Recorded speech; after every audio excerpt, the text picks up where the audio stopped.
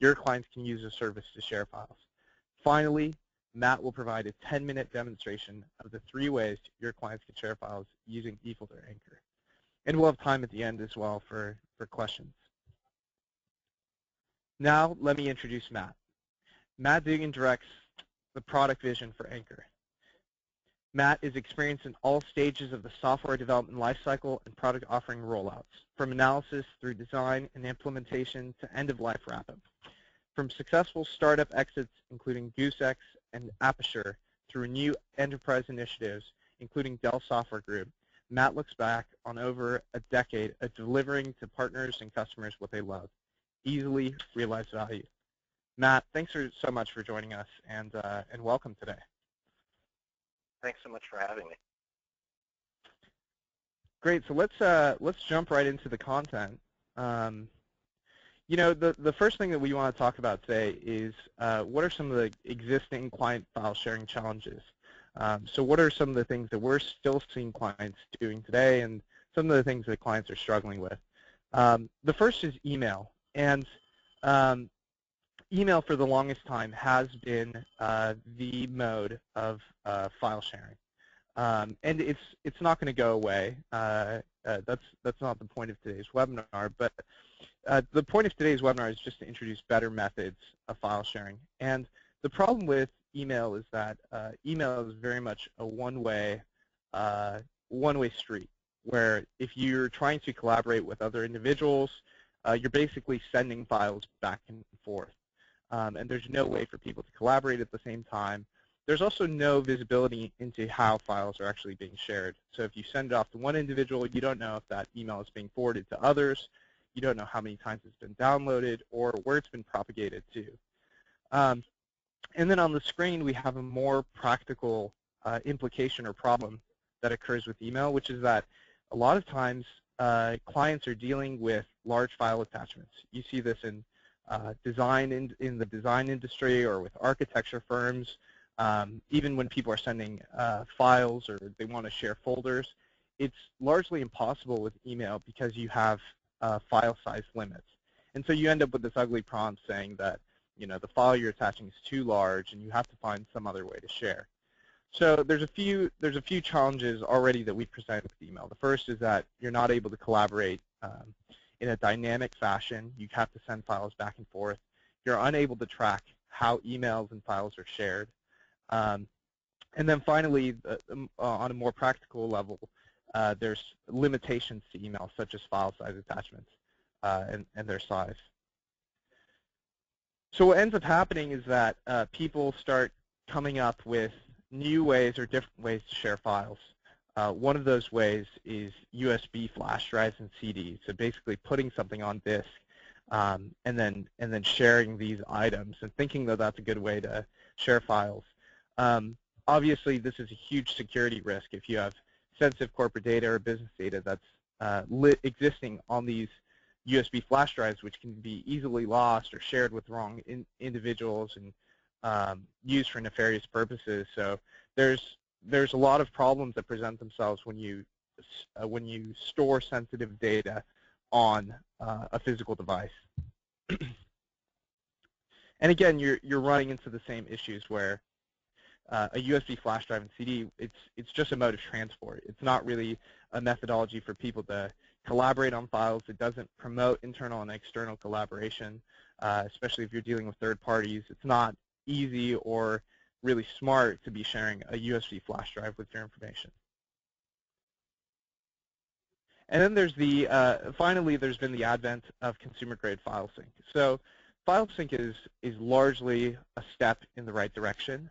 You know, file sync has enabled employees to be productive from anywhere. It's allowed for easy access to files. It's allowed for easy sharing of files.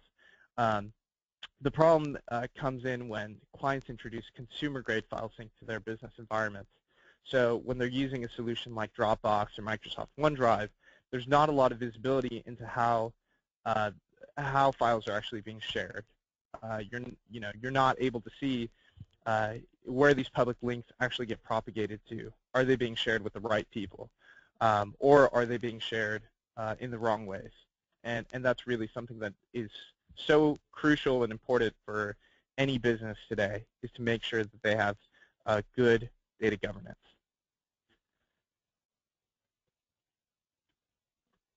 So let's jump to some of the risks of non-secure sharing. So when you're using some of these methods, such as email or USBs or consumer-grade file sync, what you run into is that files can easily be lost, or you're going to experience data theft, or you're going to experience, you're going to put your clients, if your clients are using solutions like this or using these methods of file sharing, they could run the risk of compliance violations or lawsuits.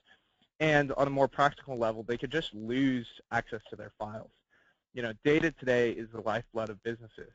And if you're using these non-secure methods of sharing, you're really jeopardizing your data. You're jeopardizing the most important thing to keep your business afloat or your client's business afloat.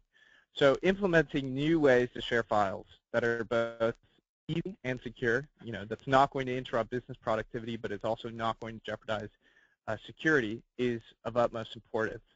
And I think partners especially are uniquely positioned to introduce these new practices. They understand how their clients would like to share files. They understand the unique needs of each of their clients. They understand the industries that their clients operate in. And as a result of having all this context and information on their clients, they're able to introduce new and better ways of doing things, able to introduce new technologies that make their clients more productive and make their environments more secure.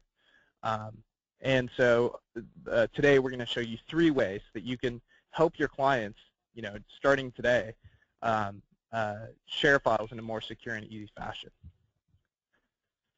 which is where Anchor really comes in. So for most people on the call, today will be familiar with Anchor. Anchor is our business-grade file sync service that's designed exclusively for IT providers. And what Anchor enables is for you to go out to your clients and give them a way to access their devices across any device, share files with anyone, share any type of content, and this is probably one of the most important things is that you can do all of this without ever compromising security and control. You're going to get the visibility that you want. You're going to have the administrative capabilities that you want. And you're also going to make your clients very happy because they're going to know that you're managing their file sync environment, that you're making sure that their files are being securely shared, and that they're not losing control of their data.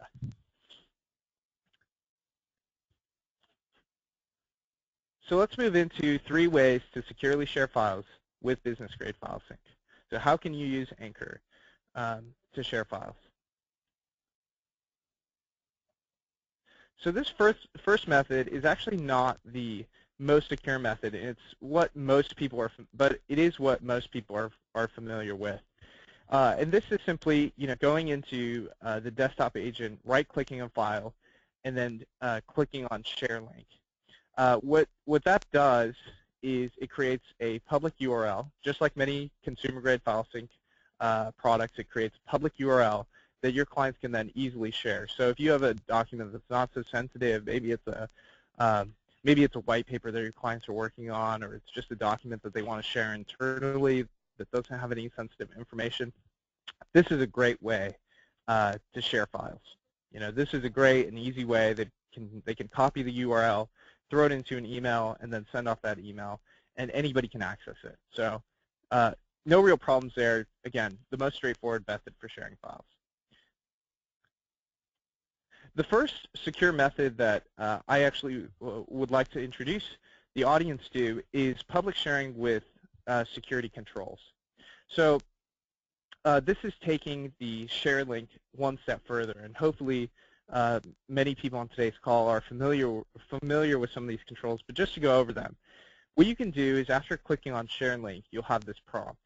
And so again, you could simply copy the link and then share this out with anybody that you would like to download the file. However, what you could do is you have a few options to introduce some security controls. You could set an expiration date on that file. You could set download limits on that file, or you could even set download notifications. So you're seeing those in the middle of the screen where it says share options. So for example, if I wanted to share a file and set an expiration date for tomorrow, I could do that using this tool, or I could set a download limit. Maybe I only want one person to actually download this. What will happen in either case, whether the file expires because of date or because it's hit its download limit, is that that link will then die. So nobody else will be able to actually go to that link and download the file after the fact. So it's a pretty, these are very simple things that your clients can start doing, and they'll actually, significantly increase the level of security when they're sharing files in this manner. And then on top of that, you can choose who you actually share files with. You can send a personalized message to them. You can set notifications. You can send notifications to new recipients, to new or to everybody that you're sharing the file with. So there's other great tools at your disposal when you're using these features. So that's the first method. Is just adding maybe expiration dates or download limits or notifications on download when you're doing a public share.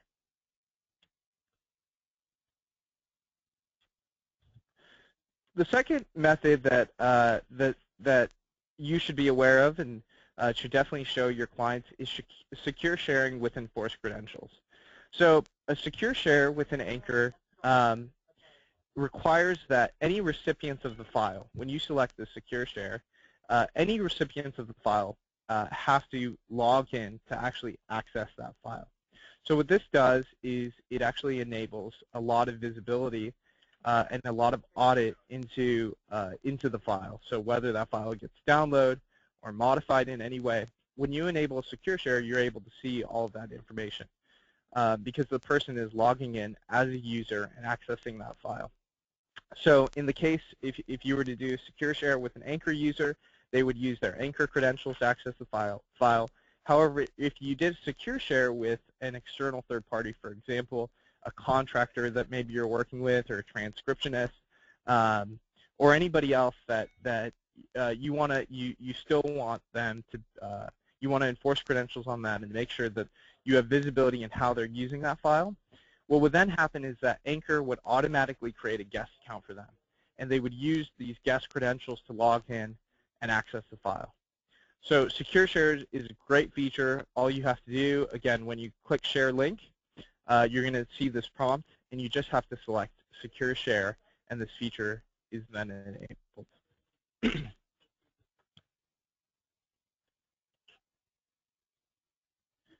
And then all of this, whether it's the public share or the secure share, is actually encapsulated by our third file sharing method, our third secure file sharing method, which is using the Outlook plugin. So Anchor has an Outlook plugin. It was, I want to say, it was released almost a year ago. So, and what the Outlook plugin actually does is it solves a lot of the problems that we've already seen with email, such as file size attachments. But also, it gives your clients an easy way when they're in Outlook to access all of the files that they have synced. So at the top right of this email, you see the Synced Tool logo.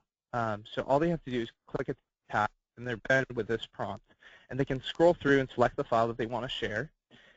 And then when they do that, they have, again, the same features, all of the secure sharing features at their disposal right there in front of them. So they can set notifications on downloads. They can set a download limit.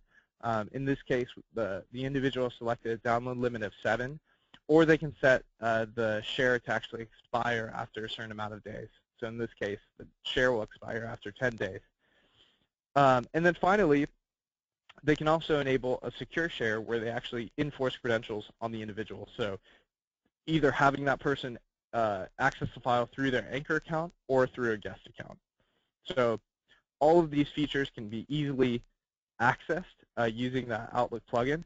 And it really fits in with the ways that your client is used to using Outlook, where instead of attaching a file, they're actually just attaching using the Sync Tool Outlook plugin.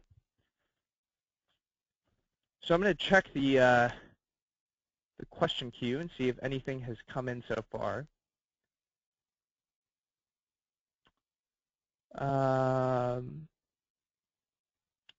Great. So no questions so far, but please please feel free to submit any questions that you have along the way. We want to make this as interactive as possible. So your questions are encouraged and welcome.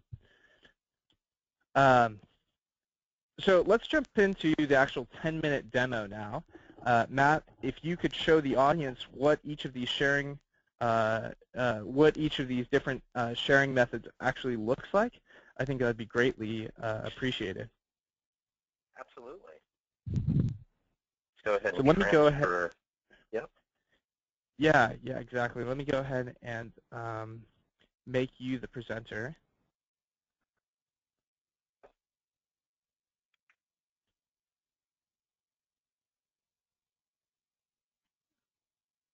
Okay.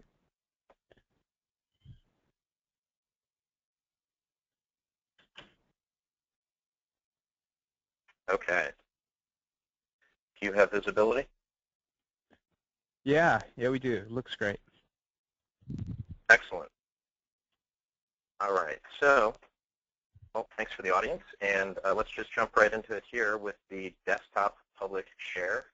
So, what I'm going to show you is just simply navigating to your Windows Explorer on your desktop. It's opening in a different screen, so I'm going to drag this here just to go over that one more time. As soon as I click on Windows Explorer, you're going to see listed in your favorites the sync folder that's fully rebrandable, as you know. And I'm just going to select a random team share that I am a member of, and let's just use the product management internship. I'm going to right-click a file, and as easy as this, share link. So here I have it created here. This is a previous share that I had open and removed. Now I'm going to go ahead and just simply, you can copy this and you can go ahead and paste it and share it with anybody that you'd like. But I'm going to go ahead and actually use the dialog to input a recipient. Here we go.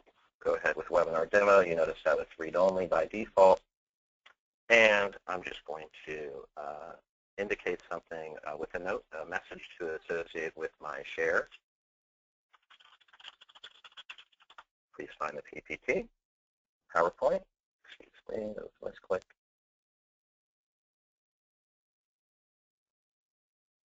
I'm going to go ahead and click Save here.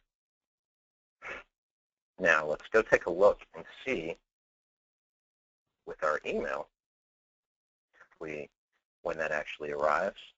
There we go. We've got it here. And we have the message that I input at the top of the email. We have an indication of who's sharing something with me.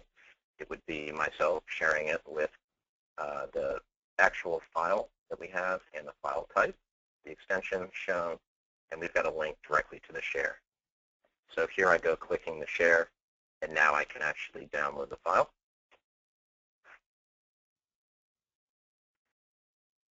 And through downloading the file, I can actually execute it and open it.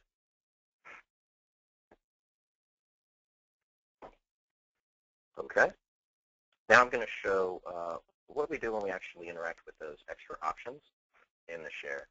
So let me go back to my actual share. This is the share link. Let me click on that other share link, which is of the share creator.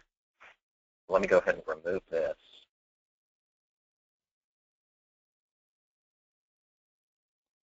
And then I'm going to create another share out of here. As you can see, this is going to show, this is because my Chrome settings are wanting to reproduce the tabs where I left off.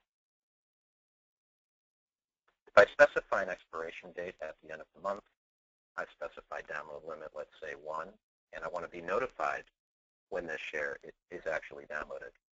I'm going to now share this with another recipient here, anchortester456@gmail, anchortester123@gmail. So we've got a couple people here now. I'm going to indicate a message of testing, and we'll go ahead and we'll save this.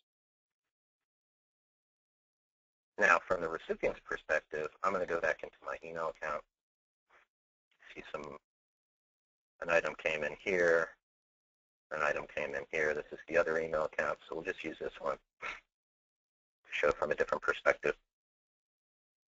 So here we go from a testing, and I'm going to go ahead and click this link, same idea, and I'm going to go ahead and download it. Now that I've downloaded it, you'll notice if I go to my inbox, there's a notify on download here. It has been downloaded via share link by, and then provides the email address that's on file for that account that did download it. And it carries, obviously, a date and time stamp of the access of when that email was sent. Now, because we downloaded it with the Anchor Tester 456 account, I'm going to go into the 123 account that also received an invitation to download that. But because there's a download limit of 1, the permissions apply as well here. The share has expired or is inactive.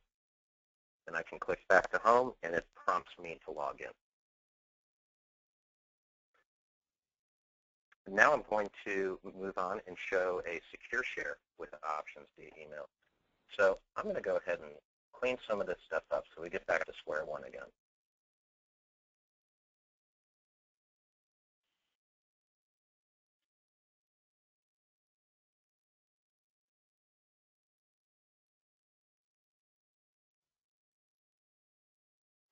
Let's go ahead and remove share here.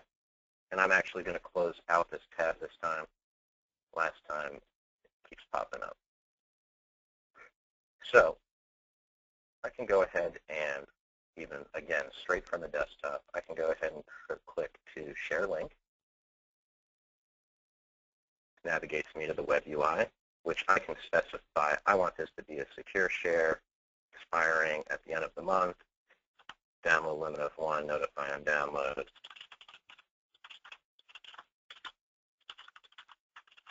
We're going to do Anchor Tester 123. That's got typo in there. And let's also do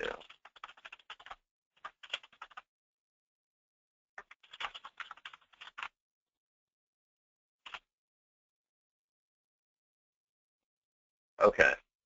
Add a quick little message. And reminder, this is a secure share. So in comparison to the previous demo, that was a public share with all of the protection settings specified for notify on download and download limit and expiration date. This now also password protects the entire link itself. So I go into my recipient's email address, and here I have all of the same type of information with the new message that was sent, and then the share link.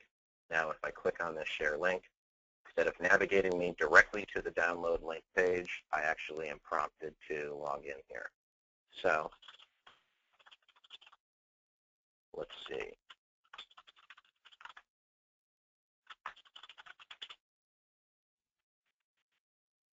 There we go. I've logged in now just with a quick password entry. Go ahead and click download. And like that, it's downloading, and we can open it up and navigate the file as well.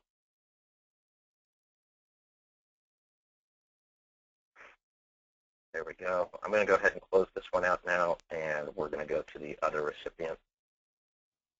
This is what happens when you actually receive a link, a secure share link, and you are not a member of the organization. So you would consider this email account as a guest of the organization that owns the content being shared. So because I am receiving an invitation to collaborate over content that is not of an organization I'm a member of, I now have a login and a password that can be used to access this. So as I'm going to go here, it's going to prompt me to log in. I'm going to go ahead and input my password that was provided, and here we go. Now, unfortunately, there is no share here. Reason being, we set down the limit to 1. So the previous one actually showed me the share. Here's an indication that there is no share available right now.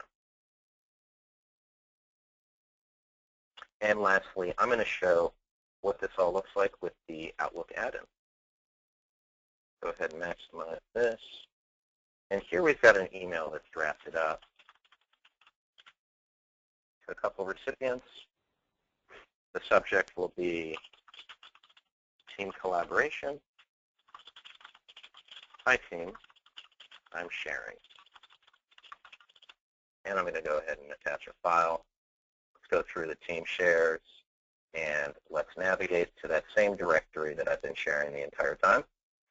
And at last thought, maybe I do want to change this. Let's go ahead and notify on download, and let's make sure that we do set the download limit to 1.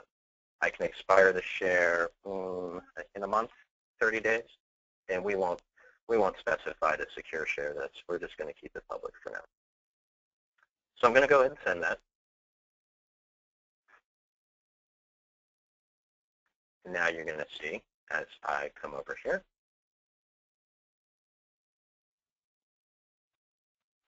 team collaboration email comes in. A file has been sent to me. Hi team, I'm sharing. You've got the message, and you've got a link to access this. This is a cached login, unfortunately, right now, so I need to try this one more time.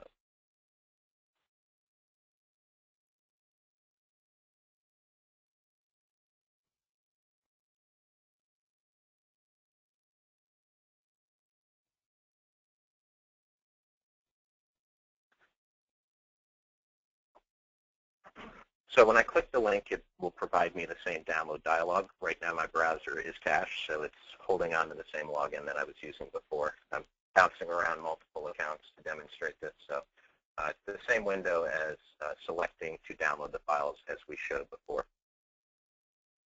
That's great. That's great. And that concludes all of the items for this demo. Thank you, Carlo. Awesome. Thanks so much, Matt. That was perfect. So we do have, let me go ahead and make myself the presenter.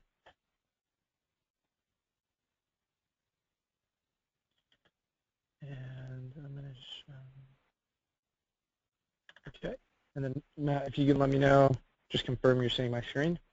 You absolutely are. And that's my cue to mute. Thank you guys so much for your time. Thanks so much, Matt. So we encourage everybody who isn't already an Anchor partner to give this a run through. We have a free trial offer. All you have to do is visit anchorworks.com/download. Anchor is offered as both SaaS or private cloud, so you can choose which model you prefer on that trial. So let's definitely jump into some questions. We had some questions come in as while you were going through the demo, Matt. So I'll go ahead and pop these out. Great. So Matt, somebody is asking, Michael is asking, can you share an entire folder, or can you only share a file at a time? You can absolutely share entire folders. Great question, and I apologize for not demonstrating that specifically. Yeah, that's great. That's great. No, that's absolutely right. So Michael, you can share folders. And then Clayton is asking, and maybe this ties back into the ability to share a folder. He's asking, what if you want to share multiple files? Is it the same process as sharing one? Yes, if you were to share multiple files, it would create one bucket share that you could be able to download all of those files individually. Okay, great. And the alternative also is just to another option is to put them all into a folder, and then create a share on that folder, right? Right. So we have such robust functionality here that the basic fundamental of sharing multiple files can be achieved in many features here. It could be achieved through a normal share, a secure share. It could be achieved through a team share, for example. So as far as best practices go, it's all dependent upon what level of collaboration and or security you're trying to achieve. If it's for ultimate collaboration, you would go for a team share. If it's for ultimate security, you would want to be password protecting that, obviously. Right, right. And just so the audience knows, a team share is a folder that multiple individuals can access and collaborate and work in. So you would create a team share. Syncing.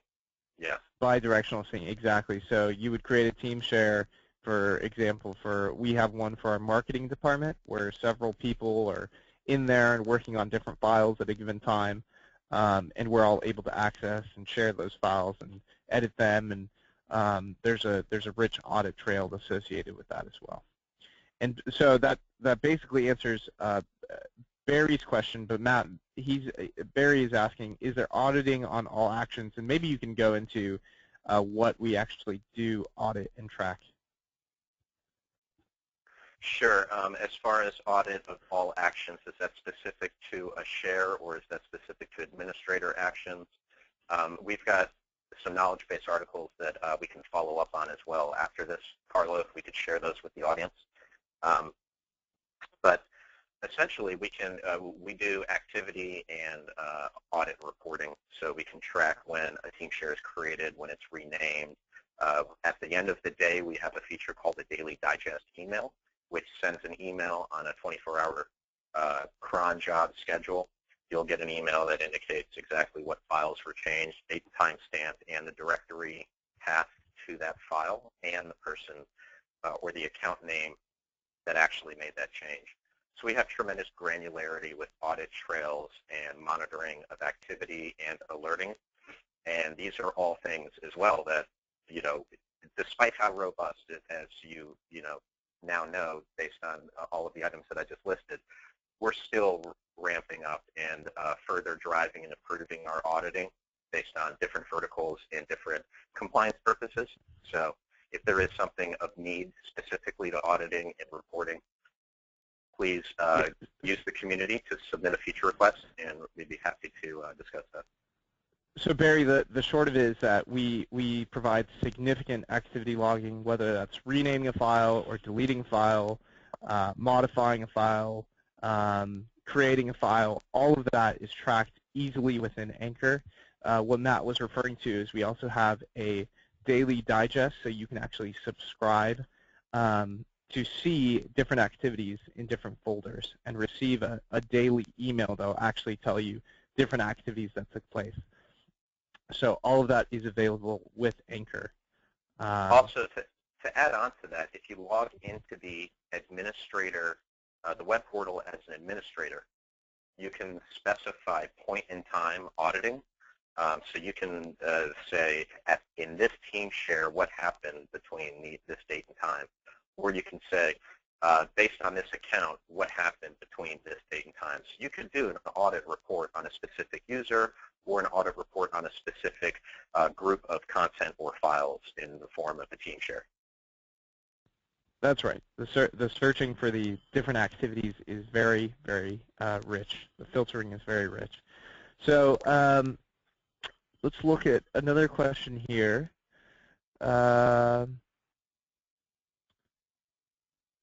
So somebody is asking, we have a few questions about competitive comparisons. So just so the audience knows, we do provide, and asking about sales collateral. The moment you sign on as an eFolder partner, you will actually receive sales and marketing collateral that you can rebrand and give it to your clients. So we help you go out and sell this product. We provide competitive sheets for a host of different file sync solutions on a feature-by-feature basis. And besides just comparing the different services, for example, Anchor versus Dropbox, we also compare the different tiers of that service. So Anchor versus Dropbox Basic or Anchor versus Dropbox for Business. So that's something that's available to all eFolder partners the moment they sign up. You'll work with our onboarding team to make sure that your technical deployment is good, and you also have all those sales and marketing tools at your disposal. So let's see what other questions we have.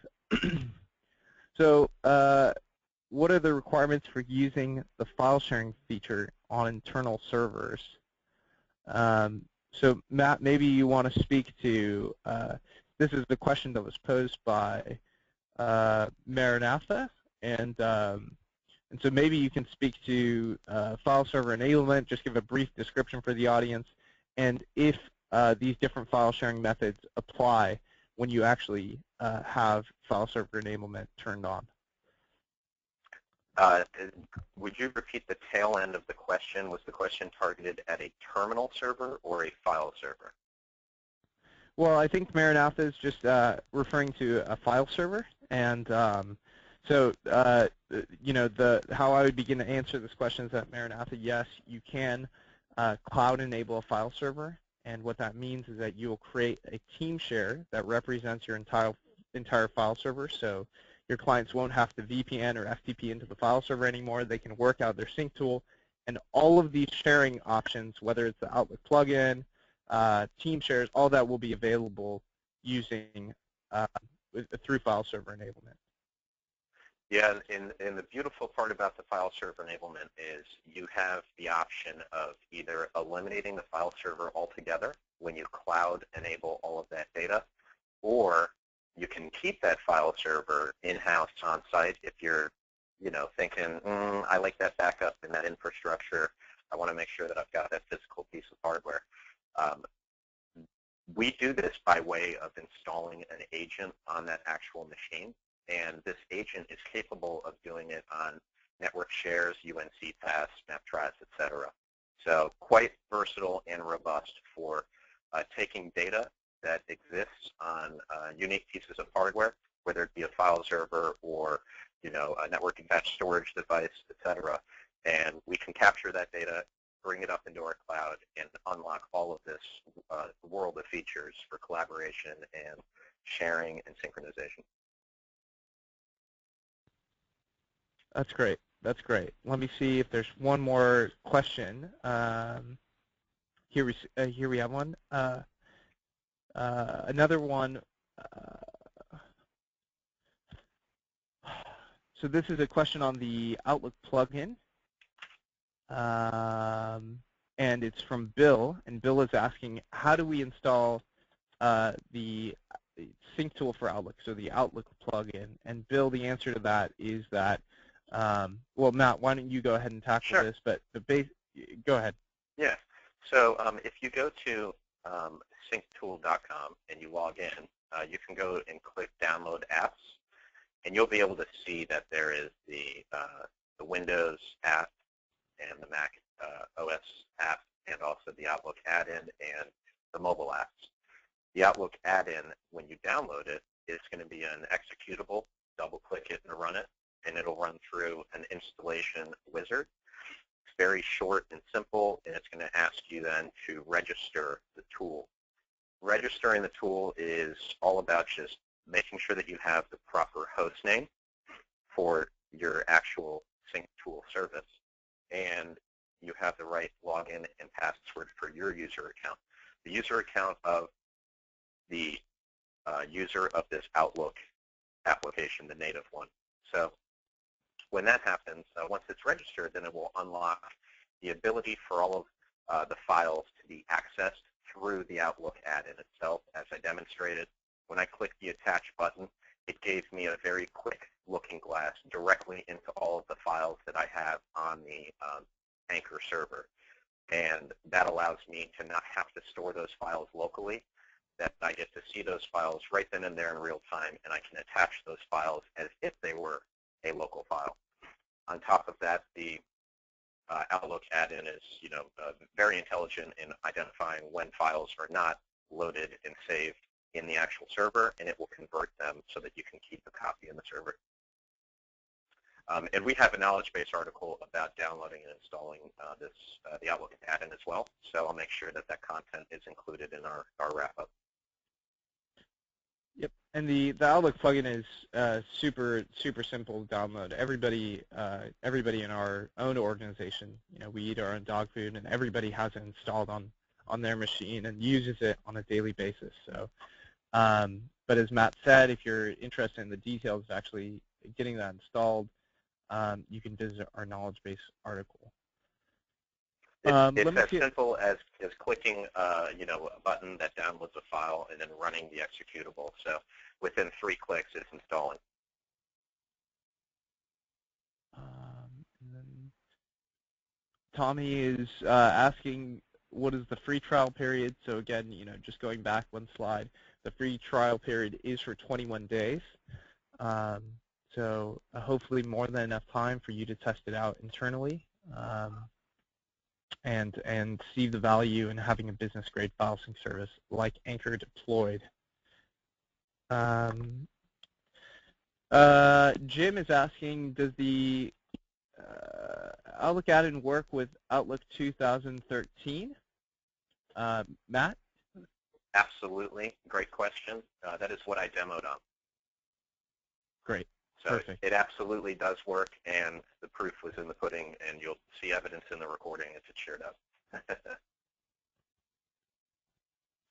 Great. And maybe time for just one more. How much, so Clayton is asking, I'm a reseller who I speak with regarding pricing, so we encourage you to please reach out to eFolder. If you can visit www.efolder.net and go to the Contact Us page. We'll also be following up after this webinar with everybody who attended. So whether you're an existing partner or somebody who's thinking about deploying Anchor to their clients, we will be following up with you. And on that note, I want to thank my guest, Matt Dugan, product manager at eFolder. And also, I want to thank the entire audience for joining us today for this great webinar. Hopefully you got a lot out of it and can go out to your clients and introduce 3 secure and easy ways to share files using Anchor. So thanks so much. We'll talk to you soon. Thank you all. Bye-bye.